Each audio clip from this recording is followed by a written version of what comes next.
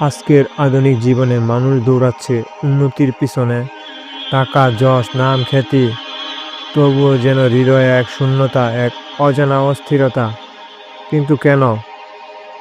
আজ আমাদের জীবনে যত অস্থিরতা, দুশ্চিন্তা আর হতাশা, তার মূল কারণ একটাই: আমরা আমাদের দ্বীন ইসলামের শিক্ষা ভুলে গেছি। যেখানে আমাদের আল্লাহর উপর নির্ভর করার কথা, কিন্তু আমরা তা না করে এখন নির্ভর করি দুনিয়াবি জিনিসে।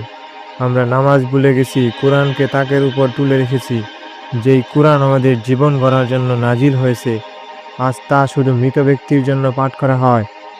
আমরা এখন হালাল হারামের মধ্যে পার্থক্য করি না।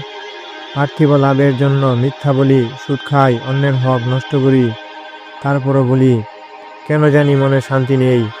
আল্লাহর স্মরণ ছাড়া কিভাবে শান্তি আশা করি? আমরা টাকা কামাই, বাড়ি বানাই, গাড়ি কিনি, তবুও হৃদয়ে খালি খালি লাগে। কিন্তু কেন?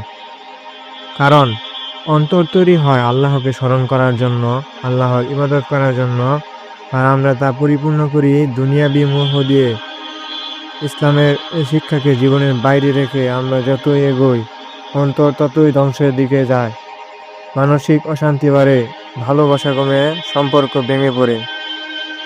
পরিবারে কলহ, সমাজে অন্যায়, সবই এসব কারণে। আমাদের এখন তো দরকার তওবা করা, আল্লাহর পথে ফিরে আসা। মানসিক শান্তির জন্য কোরআনের আলোয় জীবন করতে হবে। নামাজ, জিকির, দোয়া, আল্লাহকে স্মরণ করার মাধ্যমে শান্তি ফিরে আসবে।